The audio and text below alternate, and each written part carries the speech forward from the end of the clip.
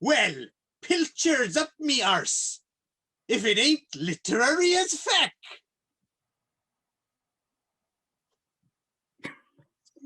All righty. There we go. Perfect. Okay. How's it going, Nick? Oh, great, great. We're on the pig's back now, boy. Right. Yeah. Is that one you just made up, or? No, that's a fully 100% legitimate Irish saying. I'm assuming that means we're on the journey. Like. No, what it means is like everything's coming up roses, all is good. We're living the good life. We're on the pig's back now. I guess the pig is not on our back. Yeah, no, that wouldn't be good. No. So yeah, I don't know. And apparently it's got nothing to do with the phrase high on the hog, which you would assume that it would be connected in some way, but they apparently developed independently of each other. The Irish phrase is a Gaelic phrase. Because high on the hog as well, I would have assumed just meant, oh, like, here we go, like, we're on our way. Sorry, in Wales, is there a lot of pig riding? Yeah, it's still a popular form of public transport. Okay. The bus never wait for the 12 o'clock pig's not here yet. Yeah. Anyway. And then when it's too old and clapped out, sent to the bacon factory. Right. Yeah.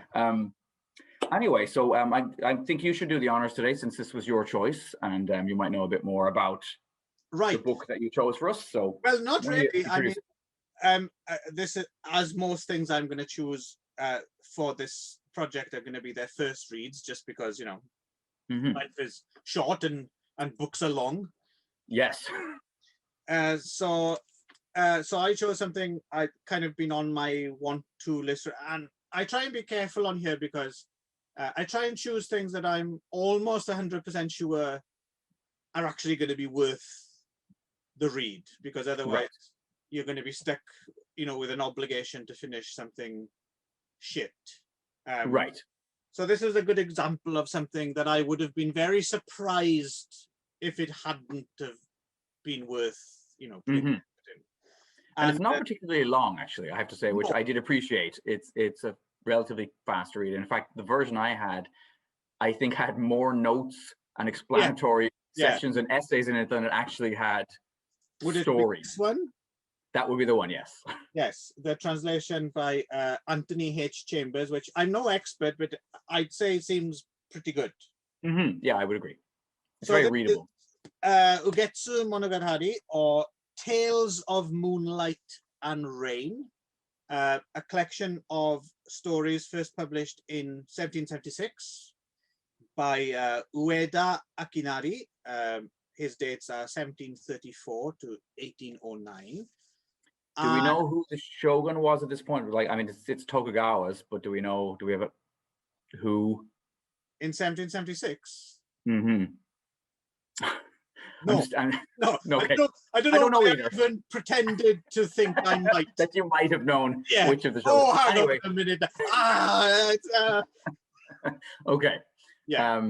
Tsuneyoshi the third. No. But anyway, it was. It's during that period of time. So that I think shows in the very final story really clearly that, as a lot of people did, kind of mark obeisance to the Tokugawas in their writing at this time. There's that feeling of like. Things are so much better now than they used to be when we were all warring and everything was a mess. Thank goodness for our benevolent overlord. Right.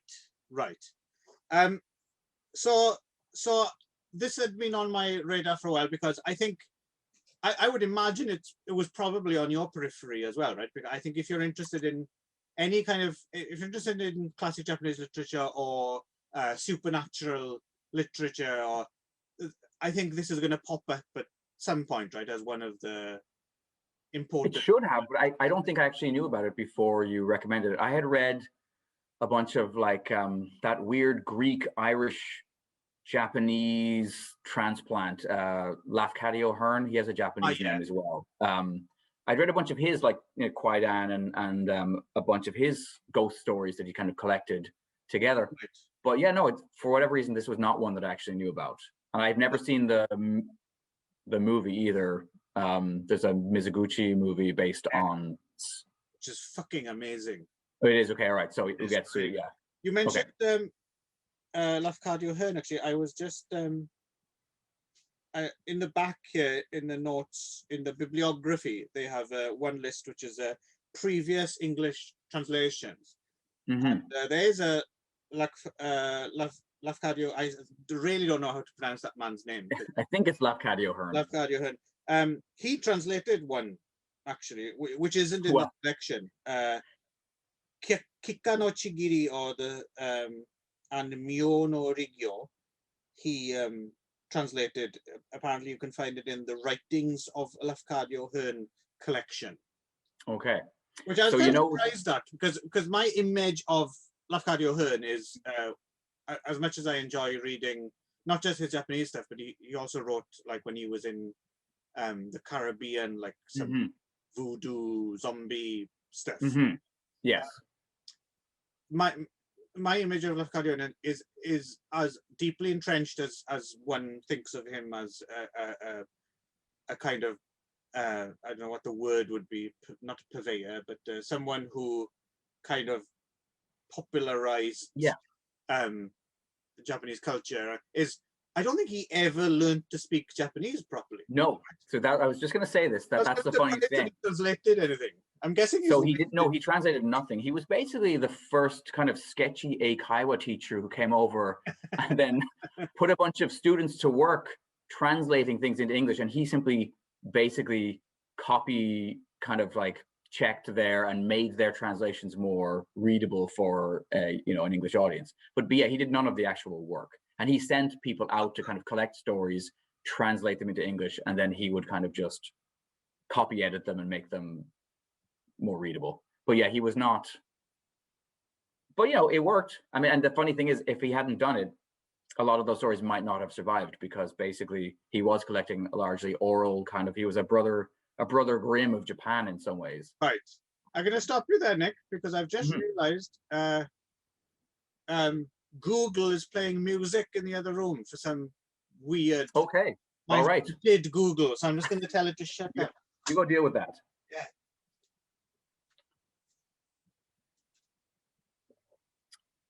I'm not sure if this is going to get edited out or left in, so I'm just going to have my tea here.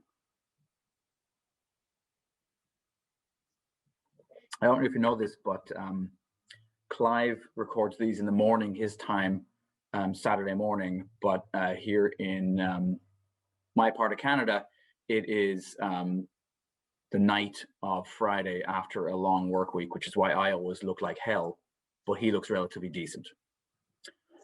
Hey. Thanks for filling in there, and every word is true. Yes. I can barely stand to look at you, to be honest. Yes. So yes. Lafcadio. Speaking of short stories, there's that famous Lafcadio Hearn story about his Google speaker going off mysteriously on Saturday morning. Yes, and it's just a matter of time before my own haunted appliance will chime in, and I'll have to tell it to shut up here. Right. So apparently he did. And speaking of which as well, we should mention that there are quite a lot of English translations of this as well. Yes. Yeah. Just to jump the gun a little bit, I enjoyed reading this collection so much. I don't know about you. I don't know if you ever have those, like, you have like your obsessions, which are like, you can't help but follow through on. And then you have, oh, well, if only I had 5 lifetimes obsessions. And while reading this, I was thinking, I'm quite keen to read all the other translations as well. Right. And see how they line up. Yeah, because there's something about the bulletproof simplicity of the stories. I think that I can imagine bare repeated readings and reinterpretations. And well, I have done that with the Tane, the Irish epic. I've read it, I think, in 3 different translations now, and I will happily read as many more as are produced. Right. Do you think you'll ever take a run at it in Gaelic? No. Oh. No, my Irish is woefully not up to the task. But it'd be interesting to maybe choose a piece of it, a favorite piece of it, and try. like have a go at it. But right, well, it's a but good not way the to whole learn, thing. isn't it? I suppose. Yeah. Is to translate something. Again, if you have the time, right? Yes. Yes. So anyway, back. Yeah. So back. Yeah. No, I definitely would. Actually, if anyone's kind of interested in a bit of like if this all sounds a little bit out of your wheelhouse and you don't quite know the Mizoguchi film Ugetsu, there's a Criterion Blu-ray from I think 1953 or something like that. I think yes, 1953. Great, amazing film actually. And, yeah, kind of takes two stories from here, one more than the other, and yeah, weaves them into this just elegant, just pure. It's like, yeah, really. I assume it's highly atmospheric. Oh yeah, and the music and everything and the cinematography. It's just fucking. It's it's Mizoguchi Kenji at the top of his game, really. Okay. It is I'll definitely get piece on. of work. Surprisingly, apart from one story, which when we get to it, we'll mention it. I'm surprised actually that there aren't more cinematic adaptations of some of these stories, right? I would wonder if some of them have been adapted to kabuki, possibly. Like a lot of shorter ghost stories often make very good kabuki plays, and I've seen a couple done in that kind of super kabuki style, where it's kind of highly dramatized, and they have like huge arterial sprays of blood. It's all very Lone Wolf and Cub kind of, right. It's awesome, actually. I think they'll have an entire waterfall set up on the stage, like with real water, and the whole front row is in like plastic max to stop getting sprayed with blood, and it's like a guar show. But yeah, I went to a couple of them and they were always awesome, but some of them were definitely one of the three short plays would be something out of one of these stories, like a creepy ghost a story. Right. And we should also mention as well, before we kind of get into individual stories here as well. I mean, so you mentioned the notes, and it's interesting. So this collection we've got from Columbia Press, the translation by Anthony H. Chambers, which I do recommend, and it features all 9 original stories. I would almost say it's worth like reading the stories without looking at the notes. Yeah. Just because they work perfectly well. You don't need to know who these characters are, and almost all of these characters are someone, right? That's the thing. And they have all these allusions to either older. There's a the tale of Genji is so many times, right? And really obscure references as well, like someone that says something, about I shall follow that stream. This will be an allusion to line right, where the poet Bansho says that I shall follow the stream or something like it. Extreme detail, but you don't need that. You can just enjoy them. Yeah. And then go back maybe and read them, and then read the notes, or because I would agree with you. Yeah. To start, just enjoy them as story before you worry about any of the history or any of the, because there's a lot of Chinese allusions to Chinese old stories and ancient Chinese history and myth and stuff. So, but again, you don't need to. It's all clear. It's all pretty clear in the story what the context is. Yeah, they work in and of themselves, which I'm guessing they probably do in the original as well, except because I was thinking about this a lot. Like, the reason I think this translation might be very, very good is because without reading it and not being able to read it, but my guess is a lot of the pleasure of the original versions probably comes not just in the story or the way the story is told, but the choice of, which kanji you use and stuff like that, which is just so, on another level, really. We can kind of, having some experience of Japanese culture, we can kind of get the idea of that, or you can appreciate it, but to actually properly sup of it and fully appreciate it, I think, that's that's several lifetime stuff. Yes, yeah.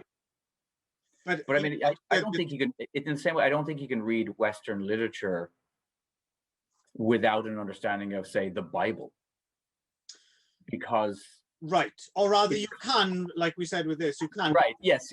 Yeah. You will miss because it's just there's certain texts that are so heavily alluded to by all kinds of writers and all kinds of genres that it's sort of just there's certain touchstones that. Because I was talking to my wife about this as well, because I was thinking in a weird way, I might possibly get more out of this than she would as a Japanese person reading the Japanese original now, because the language has also changed so much. I mean, she probably need a modern retelling to follow it as well. And it's not as if every Japanese person nowadays would get the references. Clearly this is allusion to this 14th century poem, but but like you said, there's a lot of Chinese in there as well, right? Yes, so there's a lot of history and a lot of literary history and a lot of legends, a lot of myth. And like you said, even though it's a brief read, each story is a little bit of a gateway drug, really, isn't it? Yes. So it would, and I think that's why I really like this book as well. And it's going in my little collection of like stuff. Things that will bear a good rereading every year or two, and kind of you'll probably get more or different things out of it. So I certainly do hope to chase down, or a lot of go down a lot of these rabbit holes, because it is fascinating. So before we get into individual stories, and obviously, I've been quite taken by this volume. How about you? Do you have like a brief overall opinion of? Yeah, I mean, I'm obviously queued up to appreciate this on a few different levels. I like my ghost stories. I also like my Chambara hugely. So anything that kind of features samurai characters or sad tales of. I mean, I lived in Japan for 10 years, so and I lived there for a reason, because I like Japan. So in some ways, what was interesting for me was like it brought back certain feelings or memories, because there's so much of it is there's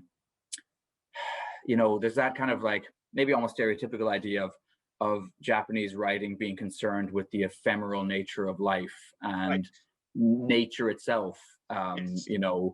What flowers are in bloom at what moments, or what and those are the things that I like. Before I moved to Japan, I knew the names of no flowers, no plants. No, there's just a whole elements of, and I wouldn't pay attention to what was happening at what, like my calendar wasn't marked by anything other than like the commercial holidays of like it's Halloween or it's Christmas. And living in Japan, even for just 1 year or 2 years, just the way that Japanese people seemed to like take to everyone's out, it's ume blossom season, everyone's out taking pictures of plum blossoms, and a week later or 2 weeks later, it's everyone's out taking pictures of cherry blossoms. And now I sometimes I'll use ajisai before I use hydrangea, because I learned the word in Japan for those flowers, right? I learned the English word after I learned the Japanese word, because I couldn't care less about hydrangeas before I moved to Japan. But suddenly I was like, oh yeah, those things are awesome. Look at those giant dome flowers. And then the cicadas, and the bug obsession in Japan, which became an enduring of mine too. But it is all connected to this idea of life being fleeting, and that you have to stop and you have to mark the passage of time. You have to respect the passage of time. And that's the thing that I loved about the book, was that over and over again it came back to these beautiful images, and in a weird way, something as seemingly gory as like Lone Wolf Cub, right? Both the comic and the movies always pause to take time to like check out like this glorious sunset, or this waving wheat, or those I guess they wouldn't persimmons or whatever growing in that tree. There's always these pauses to just appreciate nature and appreciate the sound and the beauty of, I don't know. So and the other thing is entropy. So there's like consistently, and I think I don't know if were you the one who told me about this thing in Japan where people would like break into these old like abandoned factories. Yes. And it was like it's this whole subculture of taking photographs in them, or old broken down amusement parks. There was a ton of them built during the bubble, right? And then they all like collapsed, and then people go in.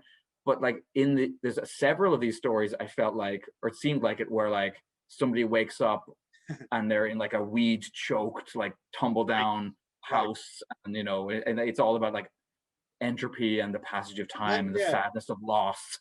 I love that stuff.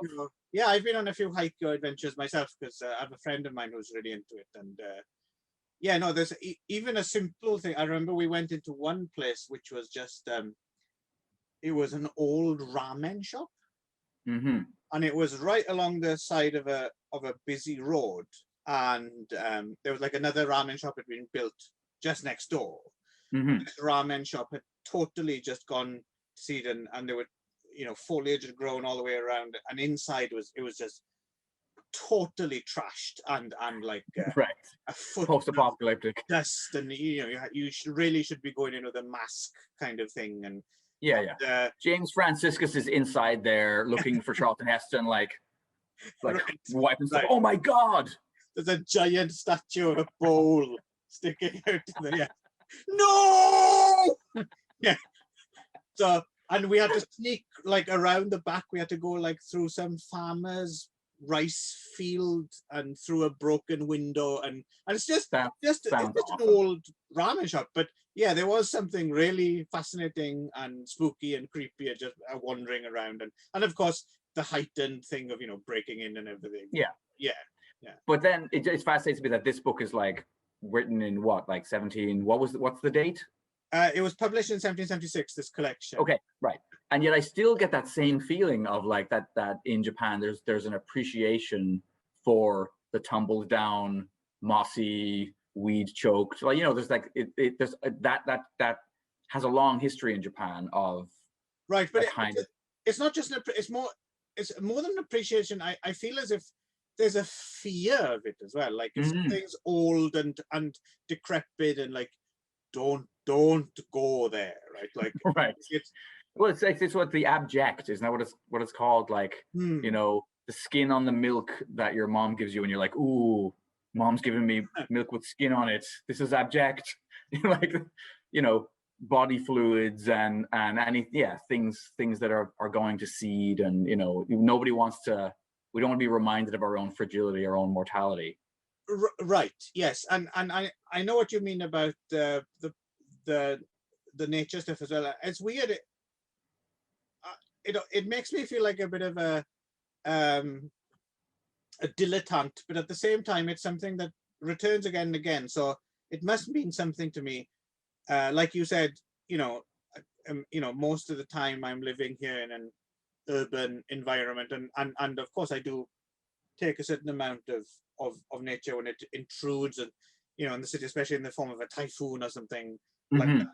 But you know, I quite like having a convenience store within 5 minutes walk that's stocked with cold beer and snacks, and you know, and stuff like that. But yeah, whenever I read something like this, I'm immediately, every single time I think, maybe I should just, well, I've already got the shaved head, but maybe I should shave my head and just walk the countryside, you know, and like be a bum. Yeah, semi-seriously actually think, I think I would actually really enjoy that. Like get one of those staffs with the rings on it to scare away snakes, which I learned from. Oh, I loved seeing those Bunta Sugawara from like, what is the evil priest monk. Yeah. Like, you know, like that, you know, you'd see those guys in the full, like they just, they look like they stepped out of a. Although I'd want my thrills every now and then, so maybe the Whipmaster version. Yes, the way to go. Yes, but anyway, maybe we should talk about the stories. You'd want to walk through the countryside and appreciate the beauty of nature and the changing of seasons, but every now and again you'd want to come across a house full of young nuns. Yes, and have a romp. Yes, for sure. All right, shall we deal with the stories maybe? Right. Yes. So there's nine of these, and I think we can kind of do capsule reviews for each one. I think if we go. Some of them I don't know. I mean, so we should, I suppose, if we set out from the beginning, it probably helps us to kind of reiterate that they are mostly supernatural, right? Mm-hmm. Yes. Yeah. So because there's another Ueda Akinari collection, Tales of the Spring Rain, which wasn't translated until the early, wasn't even published until the early 20th century, I think. Okay. And isn't as often translated, and I think isn't as overtly supernatural as this. Okay. But I'm very keen to read that collection as well. But just to emphasize, and I don't know, the supernatural thing is, well, maybe we'll get into it, but then I don't know, these stories are all, I suppose, they are kind of supernatural, but I don't feel as if, it doesn't feel as if they were written from the perspective of someone like, I'm going to write a collection of supernatural stories. It feels more like someone who wrote a bunch of stories, and then when it came time to collect them, realized, fucking hell, all of my stories are ghosts. Yeah, like I agree. And they're not written in that, like, very few of them are overtly like, boo, scary. Oh, absolutely. You know what I mean? Yeah. There's one or two that are kind of like, there's one near the end that I was like, whoa, well, I guess we'll get to that when we get to it. But I was like, youch, because it seems far more extreme than any of the others in some ways. But it's more that creeping realization. They send kind of a bit of a chill down your spine, some of them. And then others don't. I mean, they are 250-year-old stories, but even if they don't scare you or give you children, they're so elegantly written that there's still a joy to read. Right? There's always some philosophical stake. There's some lesson about human nature, or in each story, I think, and they're not at the same time overtly like didactic either. They're not like smashing you in the head with the lesson. In fact, one of the ones that I like the most is, which apparently is one of the least liked stories in it, is the last one, the wealth and poverty one. And when we get to that one, I'll explain why I was quite surprised that I enjoyed that as much as I did. That was my least liked. Yeah, and I think it's most people's least favorite, but it may make sense when we get there why I was kind of like, pleasantly surprised by that. It's probably the least good story, but what it's attempting to say, I thought was really interesting.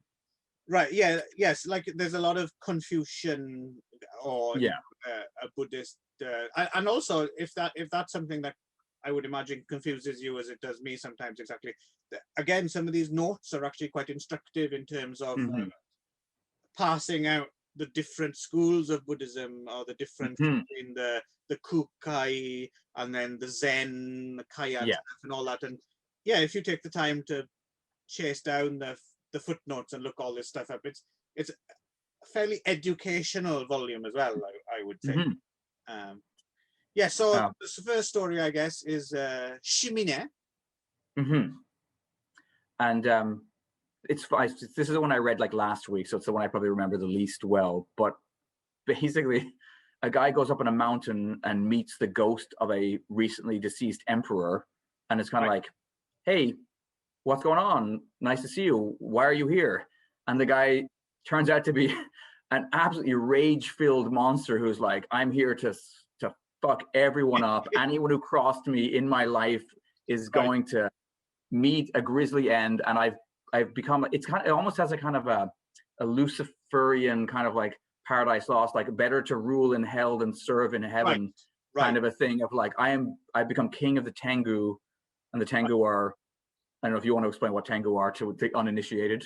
Well, they're goblins with long noses, basically, is what I understand it. Yes, or they're crow. There's a crow type as well. There's the Karasu Tengu, and then there's the more goblin-y with the big.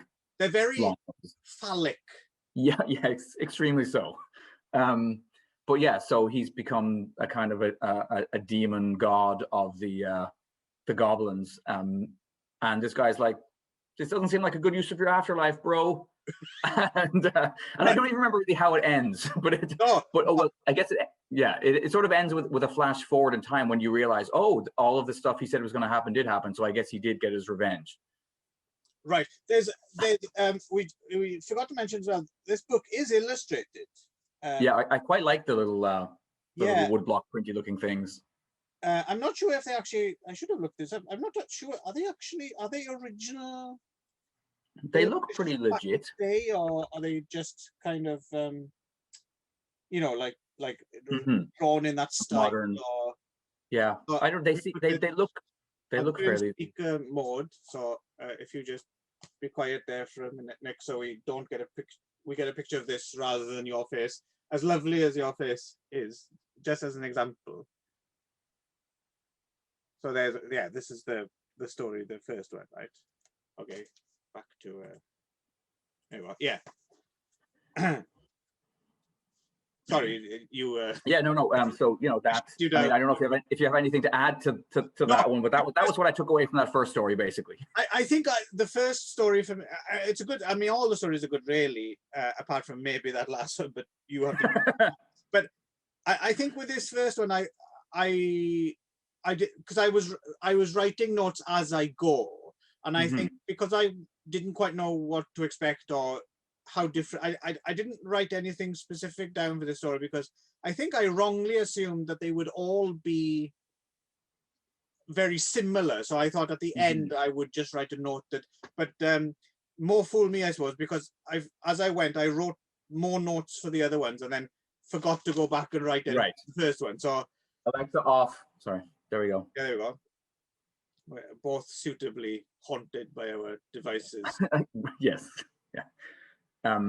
Yeah. So I don't really have much to say other than I suppose the thing I did write down, but again, I wrote this down because I didn't realize all the stories would be. I wrote down a lot of history, a lot of notes, but that's all of it, right? That's true of all of them. Yeah. The second story I loved for a whole bunch of reasons. I don't know if you want to give us a rundown of what happens in the Chrysanthemum Vow. The Chrysanthemum Vow, yeah. This is great. I think this is, it's the same as you. I guess the first story was, that was pretty good. But I think this was the first one that was like, this is, I don't know. It's very, all these stories are real sublime delights. Yes. It's quite difficult to put into words what's so awesome about them. But I would say this is basically a ghost story about someone taking an allotted meeting time very seriously. Very seriously, yes. Which is it's so Japanese. It's so wonderfully Japanese. Yeah. That ending of that story. And possibly a gay love story as well. I would definitely say it reads more that way than not. I would say, if I had to say. I think in the case of this one, I think I would have just read it without the notes. I'm not sure if I would. I mean, there are a lot of these stories. I mean, they could. Yeah, I mean, they could be just real bosom chums for sure. But, like you and me. But the way that I can't remember the two characters' names, but the one who nurses the samurai back to health, and then the way he frets, and his mom is like, "Calm down, he'll be here, it'll all be fine. If he doesn't come till tomorrow, it's okay." And he's like, he's really upset and anxious that his buddy is not showing up, and he's like, "No, he promised he would be here. He's he's an honorable man." Freaking out, Norman Bates. Yeah. And but like you said, it could be just I mean, the number of times, when we visited hot springs together, Nick, I mean, we had sex as many times as we didn't. Yes. Oh, absolutely. Yes. Skin to skin communication, I think it's called in Japan. Right. But yeah. So yes. I mean, it's just it reminded me in a weird way of just in the extremity of the decision. I think we almost shouldn't even give away the ending to that one. I think we should just leave it out there and be like, read that story because it's so good. Yeah. But it reminded me a bit of, so Jen and I went to see Kabuki once, and there was one of the three stories just infuriated her. She was just so upset, and for me it was perfect. It was perfect in every way. And the basic premise of the story was there's this homeless samurai Ronin who has a son. So again, it's very Lone Wolf and Cub kind of right away, you know. And they're at the fair at a market, and this salesman, or this kite salesman, you know, the kid's kind of looking at the kites, and then the kite salesman is like, oh, you know, would you like to buy a kite? And the kid kind of like sidles off, you know, and then comes back, and then, you know, the dad kind of comes over and is like, nope, we've got to go. And so he takes the kid away, and then he come back the next day. And I don't remember if the kid attempts to steal a kite or if the guy just takes pity on the child and gives him a kite, right? And the father is like, well, that's it. I'm utterly humiliated, and kills himself, cuts his belly, right? And then the kite salesman, like somebody goes to the kite salesman and is like, you piece of shit. Do you know what you've done? Right. You gave a kite to that child who is now fatherless because you utterly humiliated his dad. Right. What kind of monster are you? The end. And Jen is just like, and I was like brushing a tear, like, oh yes. Yeah, the manly awesomeness of this. There's something I'm thinking this is maybe comes from the Confucian Chinese tradition. Maybe there's a real strong kind of in Japanese culture where it's like it's almost more honorable or not honorable, natural maybe, to follow the path of turning a blind eye, letting bad things happen, don't get involved. Yeah, and letting evil kind of, you know, prosper in the way that good does, almost like a flower, like you need your evil flowers, and as soon as you stick your nose in, you just no good will come. Trouble kind of thing. Yeah. No good will come of that. Yes. So which is fascinating, and you still get it to this day, right? In terms of you still hear shocking stories sometimes of, you know, people not stepping in to help. Yes. In certain situations, which sometimes like, oh man, that's horrible, but at the same time as well, there's a bit more to it. There is kind of a weird, fucked up philosophy behind it as well, isn't there? Right. Where you might just end up causing more trouble, and what happens in people's houses is their business, and that's still very much a thing here, which I feel isn't necessarily in American Europe as much. Anyway, that's almost there's that sense of that's none of my business. Right. Whereas I think now with, you know, things are everyone's business apparently. Yes. You know. Yes. So anyway, that story's amazing. That's one of the standouts, I think, in the book, and they're all good, but that for me was one of the absolute high watermarks. You mentioned the kite salesman thing. So I was in the notes as well. They mentioned that Mishima Yukio was a big fan of.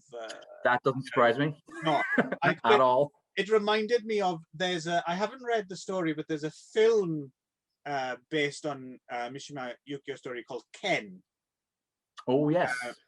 I don't know if you've ever seen that one. It's basically set in like but it's got Ichikawa Raizo in it, right? Yes. And I think it's one of what's his face, the guy who did all of the Lone Wolf Cub movies and the best Zatoichis. Mizumi. Yeah. And it's very different. It's not. Yeah, you think of Kenji, you think of Lone Wolf, or you think of Sleepy Eyes of Death, you think of the Daimaj, you know, kind of quality, but pulp quality, pulp, kind of. But Ken is a very somber, black and white piece, modern day, and it's basically about a dojo. And again, I mean, I thought it was really interesting, but it's such a Japanese story. It's basically, the main character, you know, I think it's something to do with the students are not allowed to go. Their dojo is like near the sea or something. And spoilers again, but it's like. No, you can't go and take a dip in the sea during training, you know, kind of gambate, man up, and then at the end when our training is done, you can go and enjoy going into the sea, and you'll enjoy it so much more, etc.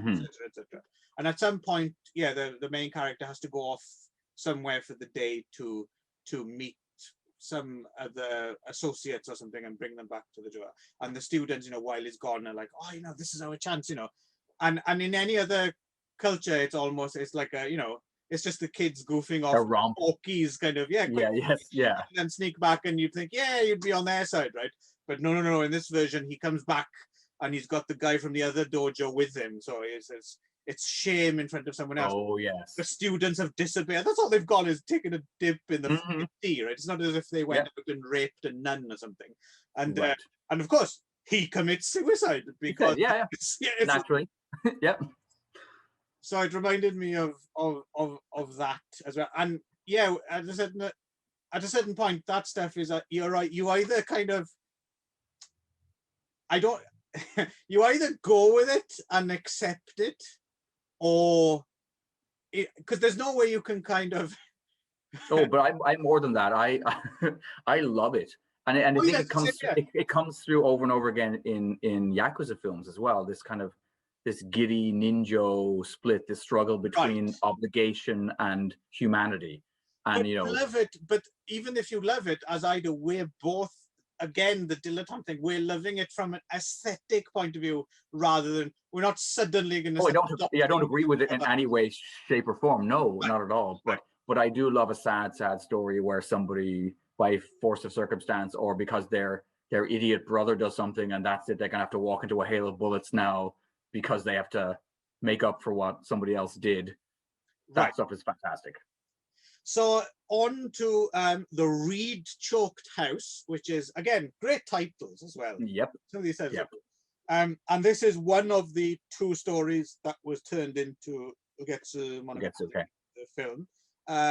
This is, I suppose, in a way, a slightly more traditional haunted house story, or one that there's a certain type of, like you were saying, where our protagonist suddenly wakes up and there's a skeleton in his arms, or everything around him is decayed, or you've seen this kind of variation on this kind of told a million times, really, and in multiple different cultures around the world. There's almost everywhere.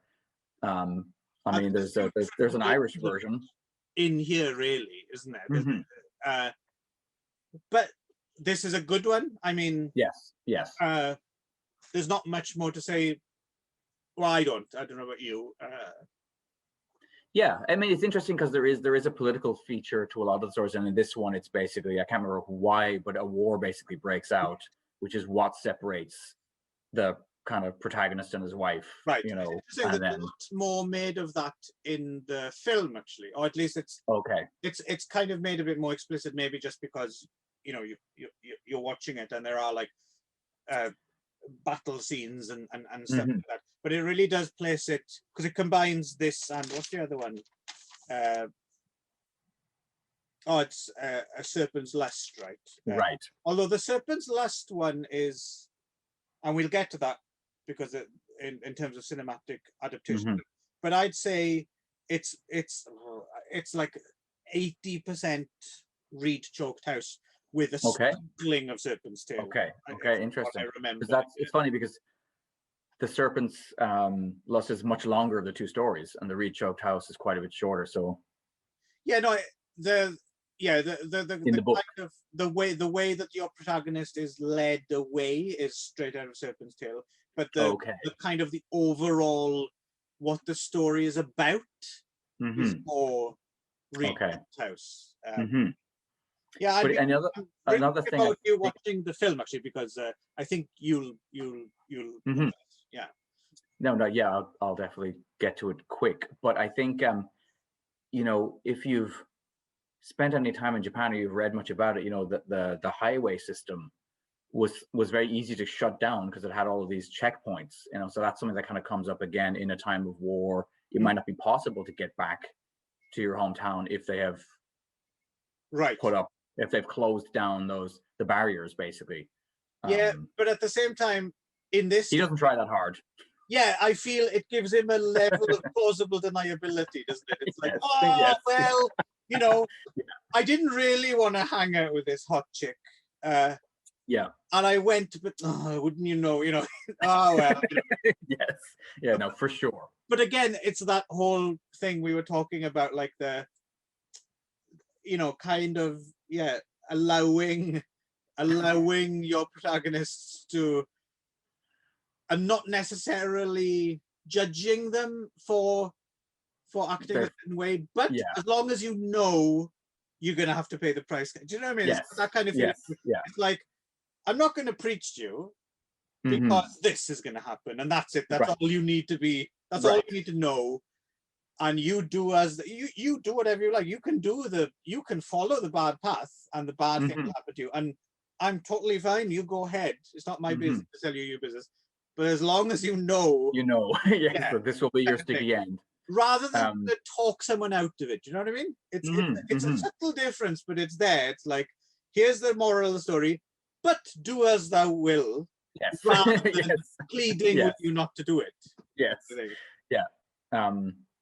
The next one, The Carp of My Dreams, that's one of the weirdest little...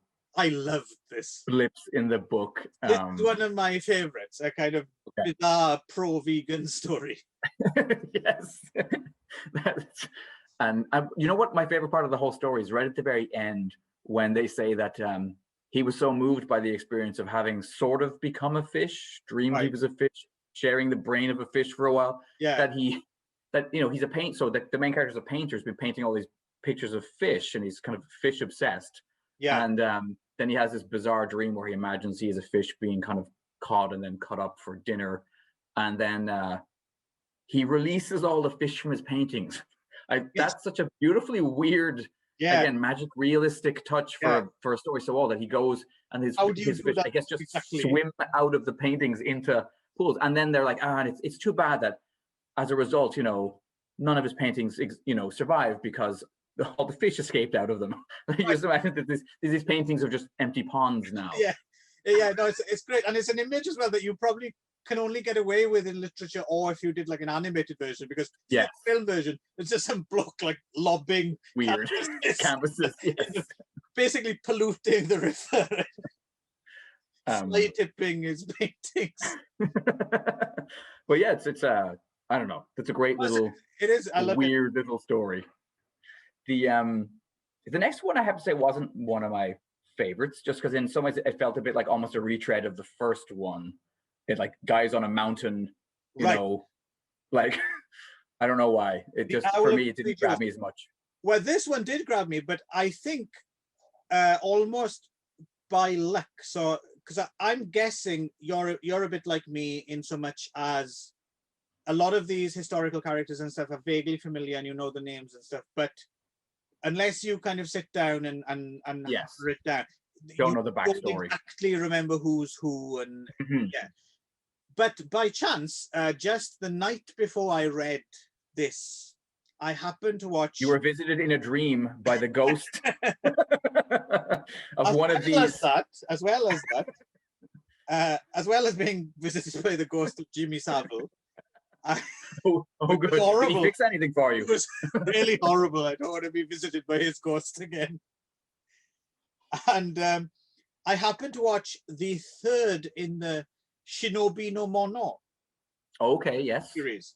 So just for our listeners, the Shinobi no Mono Ninja series is a very good series of films from the 60s, starring Ichikawa Raizo as this character Goemon Ishikawa, who was a real kind of folk hero, kind of the I can't remember if it's the Iga Ninjas. And what's interesting, watching those films casually, they're great, but watching them and then kind of researching them to write reviews of them, what's kind of interesting, I don't know if you've ever put two and two together with the Shinobi no Mono series, but they're really interesting in so much as they take real historical events and then they kind of weave this character in. Yes. They quite cleverly kind of use real history as a backdrop, and then they find the gaps. Yeah, plausibly kind of drop him in. Yes. Which is great. And so, especially in the second one, there's the whole thing about the see, I'm doing it now. I'm blunking on Nobunaga Oda's the way he died and how they never actually had corpse and stuff. So they managed to, spoilers again, they managed to make it so it's actually Goemon Ishikawa who killed him. Yeah. But then what's interesting is, so I think it's no one's exactly 100% sure, but and again that's where their bread and butter lies, right? But Goemon Ishikawa was apparently boiled to death in a cauldron. Yes, right. Yes. And that's how the third film starts. Is he's going to be, but he manages to throw someone else in and escape. Right.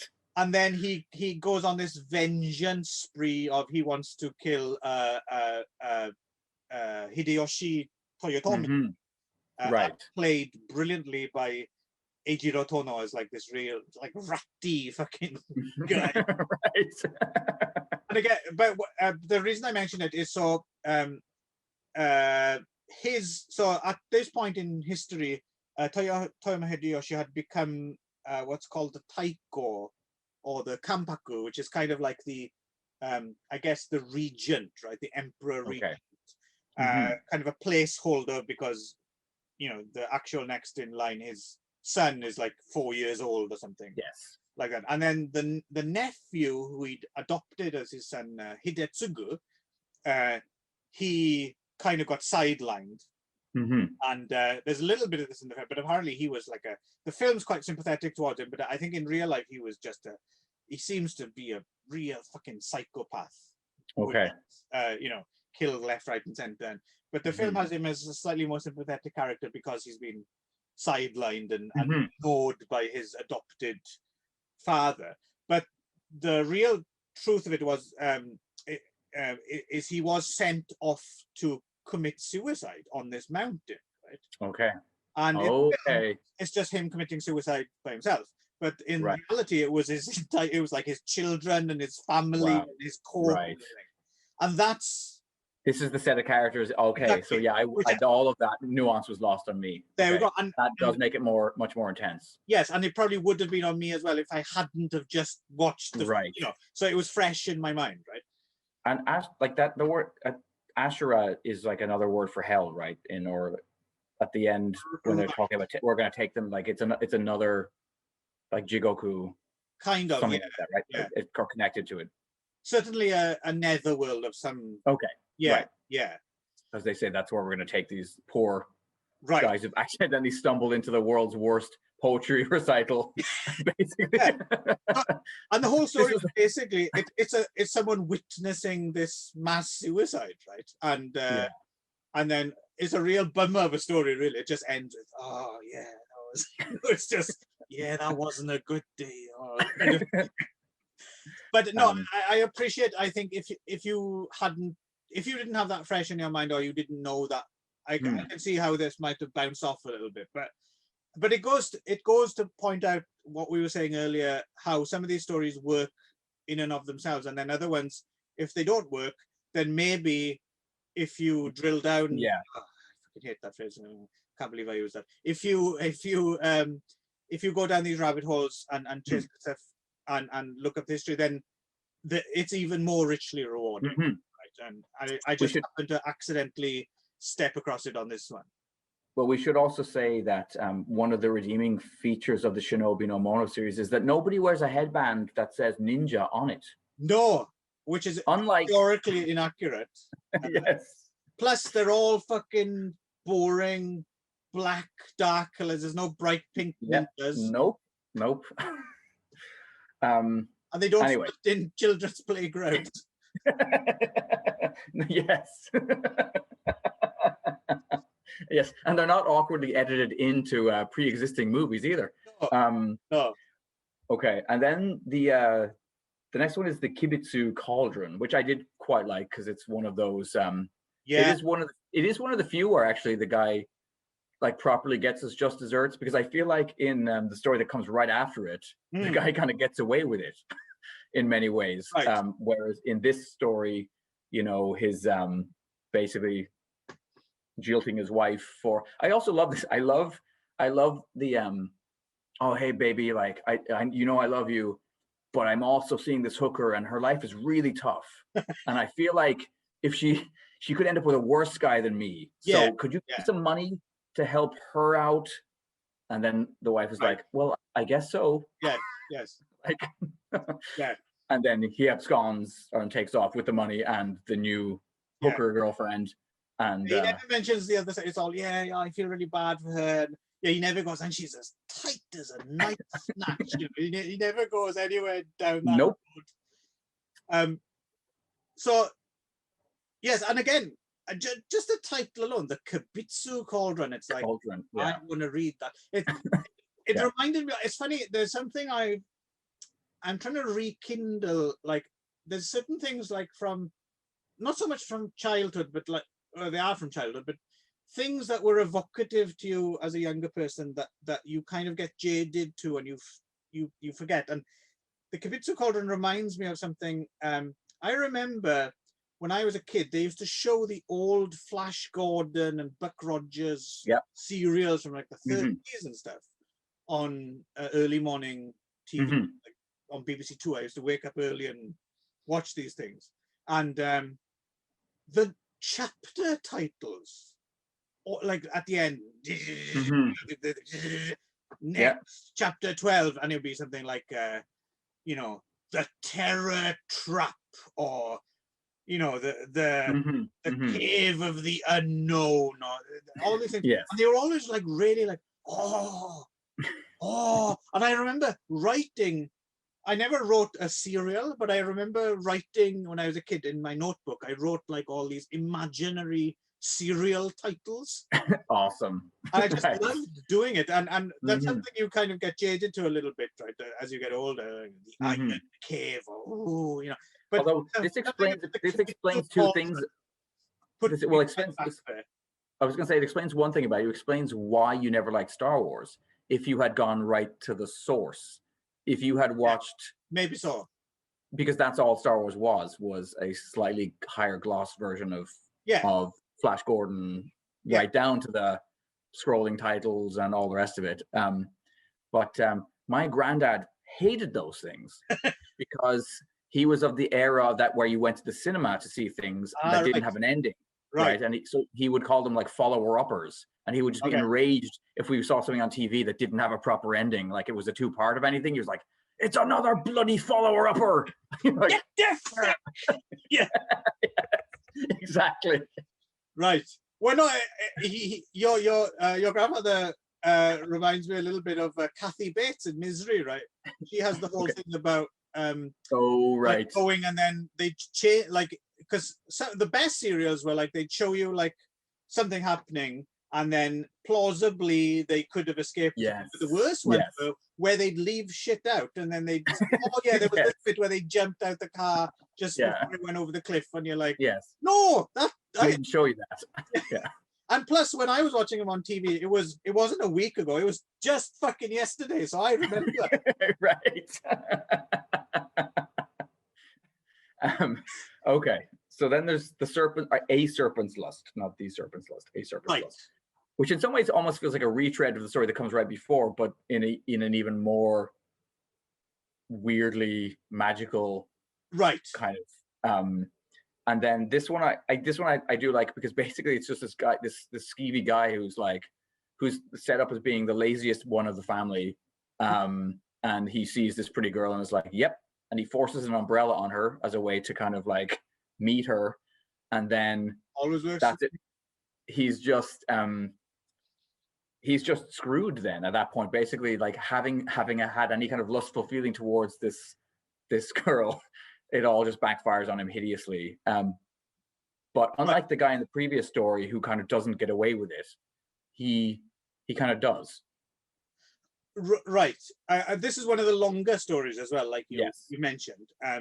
But it's interesting as well, because so this is kind of a retelling of the legend of the White Serpent.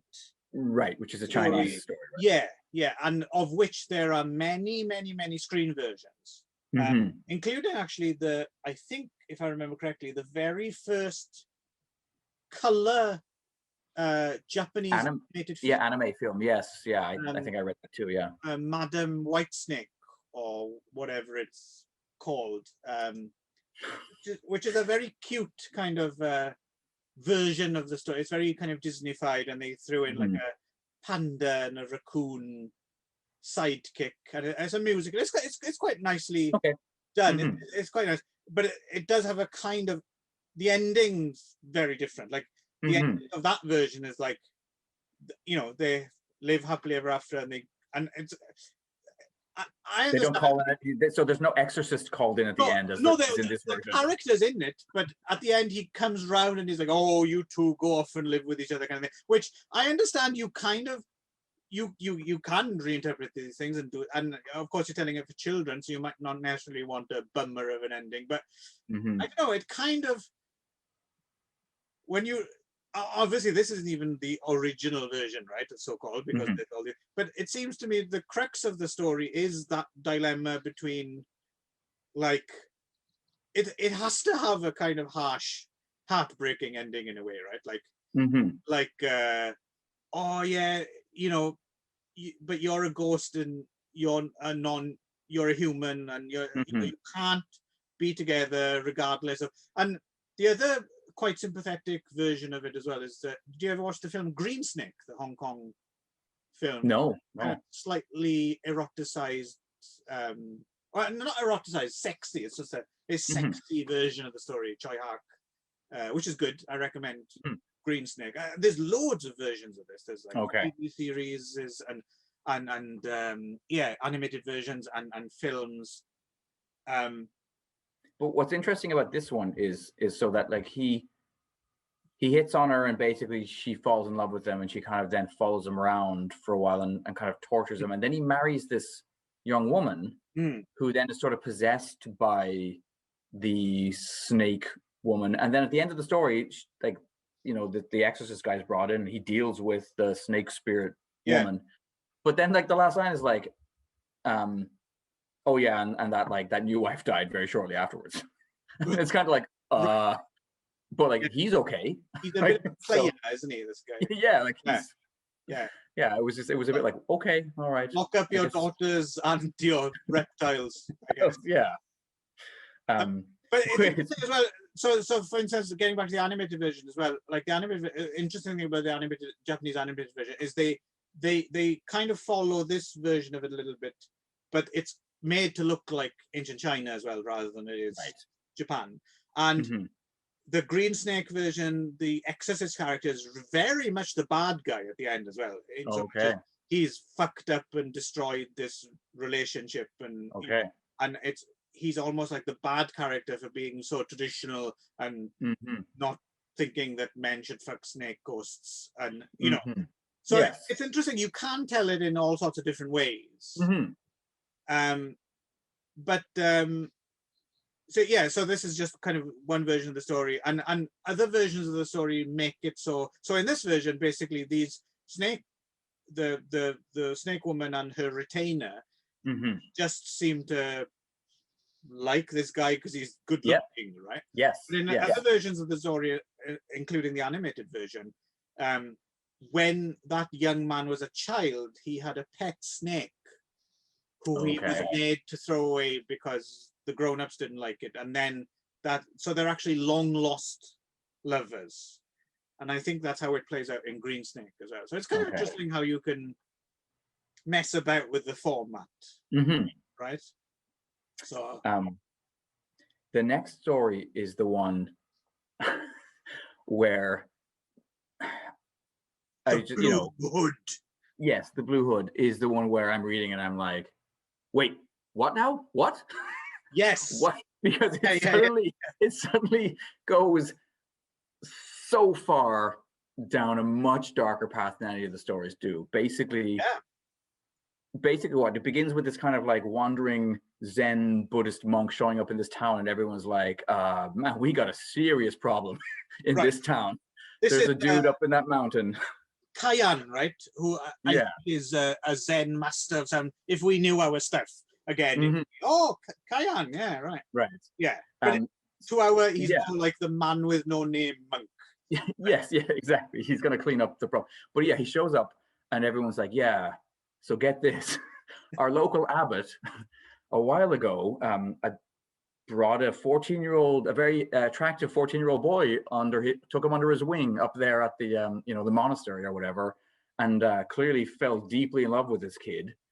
The kid then gets ill and passes away, at which point the severely bereaved and increasingly disturbed abbot won't cremate him or bury him, but instead kind of holds him and pets him and until he starts to actually fall apart and decay, at which point he decides to eat the child. Yeah, well, the way they explained it is almost like he can't help it. Like he takes a bite and then a minute later he's licking the bones clean. Yes. At which point he then becomes a kind of a marauding cannibal who comes down out of the mountain every now and again to just chomp on the local townspeople. I mean, there's so many things going on there that are off the charts. To see a film version of this. Mad that I was like, I was jarred. I didn't expect to be actually thrown by anything, and I was like, especially this is the other stuff. So you're like, here we go. Okay, he's gonna go up there, and yeah, maybe there's a ghost, or and as good as these stories all have been before, you just think, oh yeah, it's something like that, and all of a sudden, yeah, he was licking his bones clean. You're like, what? What did I miss a bit? Because it's very casual as well as the way it's dropped in. Everything about it, because they don't really make any. I mean, not to make a point, but they don't make any bones about what his attractions to this kid are. It's. Right. I mean, that it is clearly a kind of, as they mention in the notes again. I mean, this wouldn't have necessarily been considered. Is it called wakashudo or something like that? The Nambla man boiler thing, right? That kind of Greek, that yes, wouldn't have been that weird, right? And right. But to modernize, I guess it strikes us as. There's that great film, the Oshima Nagisa film, Gohatto. I don't know if you ever saw that. Oh yes, Taboo or whatever. All about Nambla, the Nambla society among the samurai, right?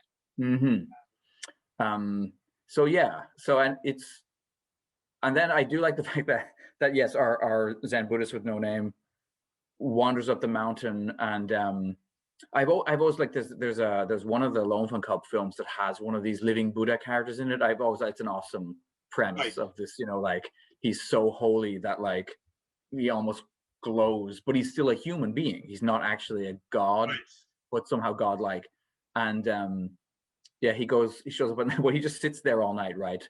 And the guy gets up in the middle of the night trying to find him to eat him, but he's so zen that he can't find him.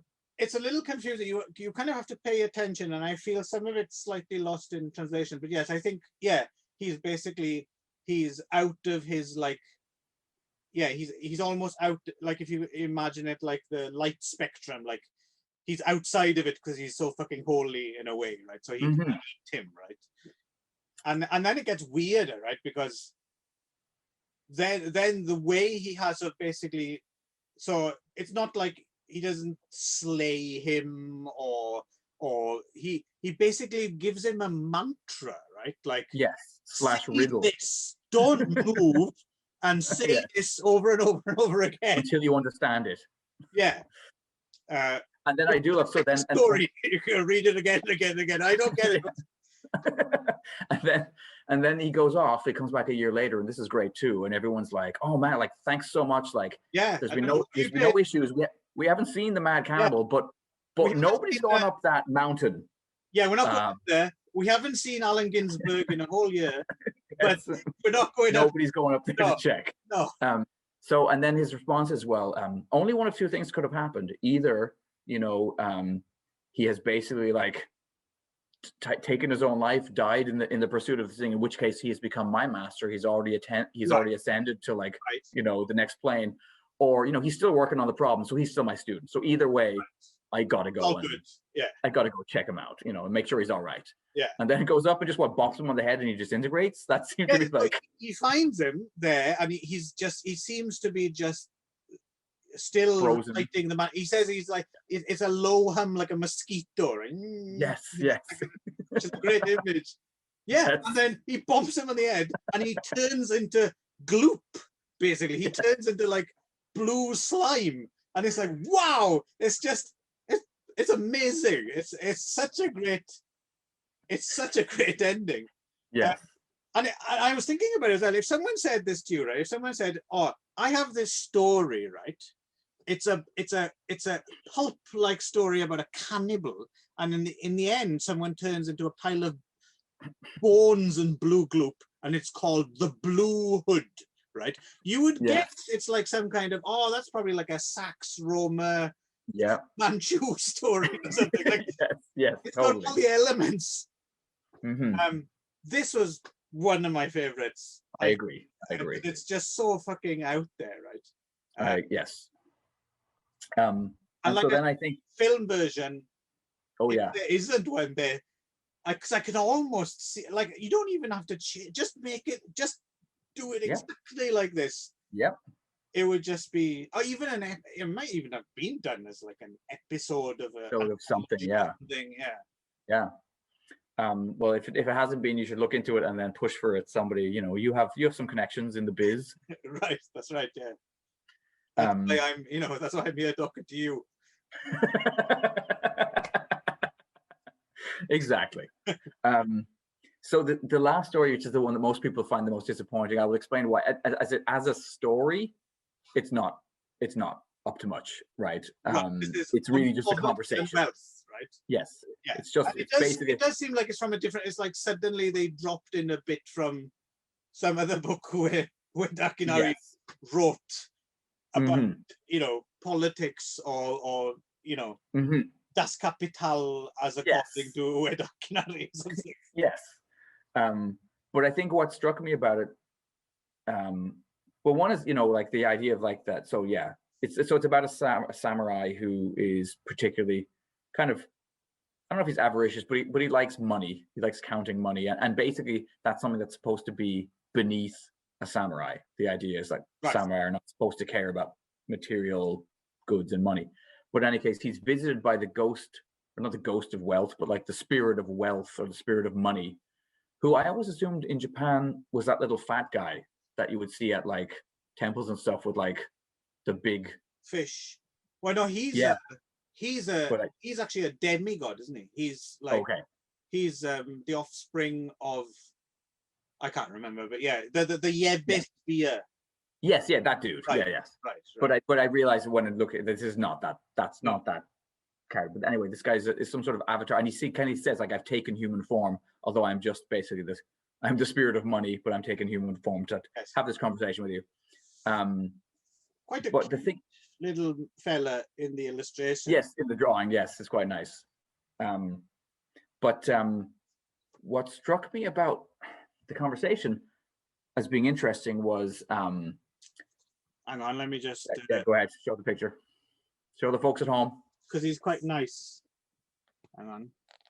I can't really do it justice. I don't think you can't, because you can't see. He just looks like it's rubbish. Yeah. But yeah, he's got quite a nice. He looks like a nice old fella, doesn't he? He's quite benevolent looking. So, our main character has a lot of questions about money, even though he likes money. One of the questions he has is like, well, hang on. So if we believe, as Buddhists, that people are rewarded in this life for their good karma from previous lives, then that would mean that all the rich people, in this life, anyone who has money, it's because they were a kind-hearted, decent person in their past life. However, most rich people are assholes, is basically what he says. So what's going on? Like, why have they been reincarnated as assholes? Like, what kind of like payoff is that if they were decent people in the last life and now they become dicks who spend all of their time, trying to get more money and pushing farmers off their land and just generally being, rich pricks.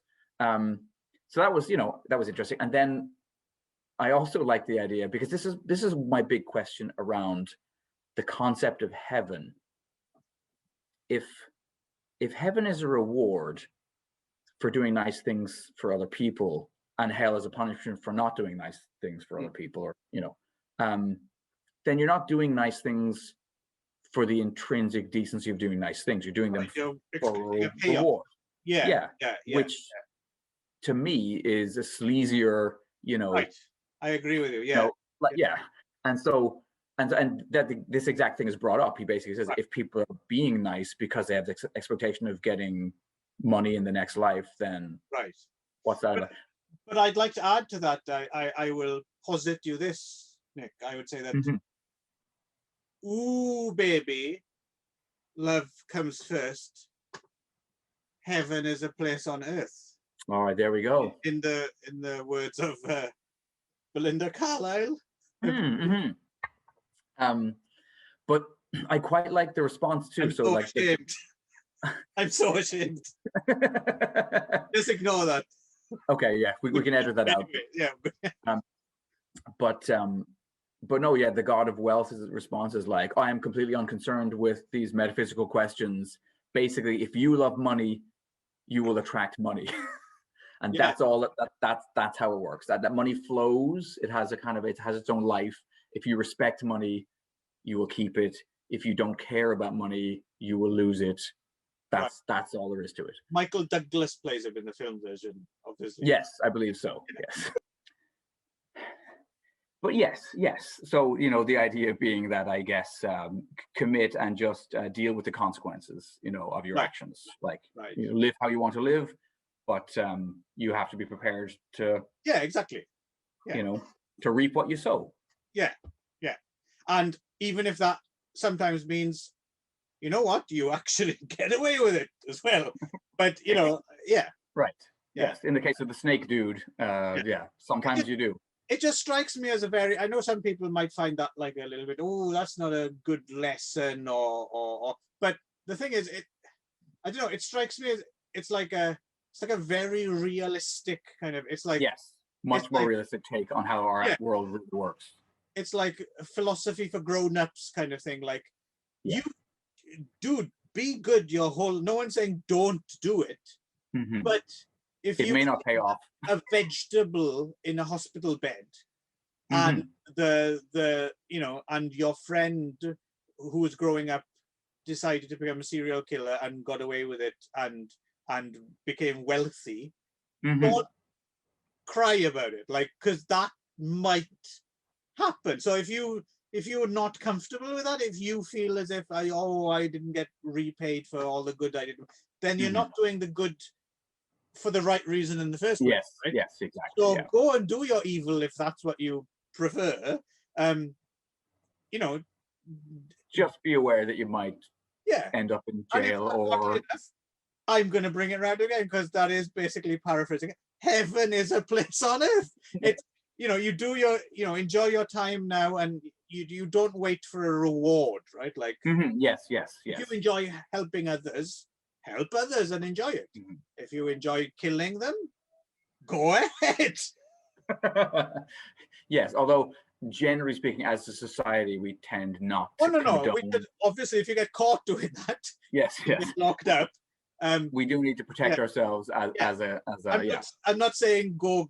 I'm not taking the Crowley route of like. Funny, but yes, you know what I'm saying. That's like, it's kind of like, I often feel the same thing with the whole death penalty. I'm changing slightly as I get older, I have to admit, but I used to be pretty much in the not anti-capital punishment camp. And people would say to me, well, what if someone killed your child, or you'd want to take vengeance? And I'm thinking, but I mean, well, that's part of the social contract. Yes, I would. And I would. Yes, and that's why you're not allowed vengeance. To. And then if I was caught taking my vengeance, I would also expect to be executed myself. Like, that's not that complicated a concept. Yes, for sure. It's one of the things that, and one thing I'd like to, at some point, one of the books we will read will be something written by somebody who is Indigenous Canadian or Indigenous American. I think I'd like to do something. Right. One of the things that I've always kind of liked about a lot of the Indigenous cultures in North America is that they had a policy of just exclusion. Right. So if you are somebody whose actions are causing serious problems in the community, rather than like killing people or whatever, it was just like, you're out, and it's a hell of a lot harder to survive. Right. When you're out. Right. Yes. So it might have been the death penalty, but they were allowed to go out into the woods by themselves with their bow and arrow or whatever they had, or their, and their spear, and they could still go out there and hunt alone, but they were no longer allowed to be part of the community because they had whatever transgressions they had done were considered you now belong to the new tribe of fuck off. Yes. Population 1. Yeah. Exactly. Exactly. And I've always thought it was, exclusion can be an effective deterrent, because who wants to be? I mean, when I read, and we're going really far away from this. Maybe we'll shut this down soon. But when I read Bronson, which you lent to me, by Bronson, the one that the Tom Hardy movie is about, the end of that book, all I could think was, that poor guy needs to be dropped off on a small island that has enough coconuts and bananas for him to just swim every day and eat and never come in contact with any other human beings, because he's clearly suffering from some kind of severe anxiety, stress response to any kind of social interaction that makes him violently dangerous. And he'd be fine. But I suppose that's the idea. That's what the penal colony is, right? Is right. And then I guess the problem is, well, who do you start sending? Like, yes, fair enough. You send all, like you said, those kind of. It's a great name for a gay bar in the 1970s. The penal colony. Alpha males, you go off there, but then do you send someone for tax evasion? Or, right. Right.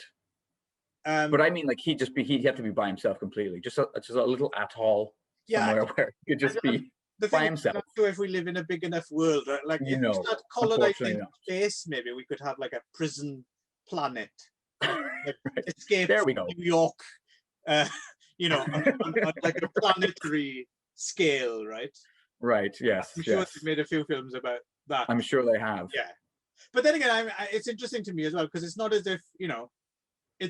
if Australia turned into Escape from New York, right? Like, your modern Australian people seem fairly well balanced, apart from their love of dangerous sports. Mm-hmm. I remember when I went to Indonesia, when one of our local guides said to us, he was talking, Australians, they love all day dangerous sports, at night disco dance. That's then boiled down to the essentials, the two things you need to know about Australians. Yes, I would agree with you. It's like I said earlier, it belongs to that little kind of, I don't know what you'd call it, like a, you like all sorts of things. You like this book, you like that book, you enjoy them on different levels. But there's like a canon, I suppose, like a hardcore kind of canon from a wellspring from which things come. And interestingly, if you think of it in that, it's interesting because that's what this is to us. But I suppose, in a way, I'm wondering, is this the?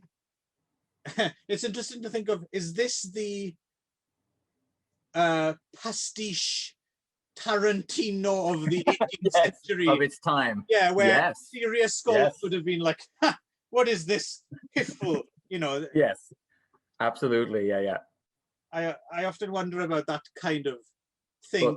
Well, history? History dignifies everything. Like, it gets a patina of dignity, as well as dust, right? And sometimes, you need this kind of thing every couple of centuries or something. You need like the, in summary, kind of thing. Yes. And to us it seems, and I'm only half seriously, I'm sure it is a great piece of work at any point in time. But you do have to wonder about that, like, for us it seems almost like canonical or whatever, but at the time, if these things were, another this again in the house, or another one of these, I just fucked a snake, but it's right.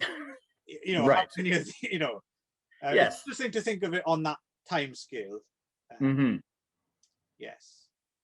Anyway, for now, for a modern audience, I think very readable, very readable translation.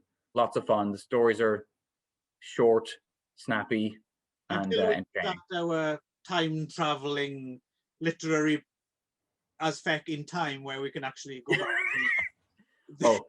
I'll have to create some sort of circular painting vortex so that I can put behind me while I do that.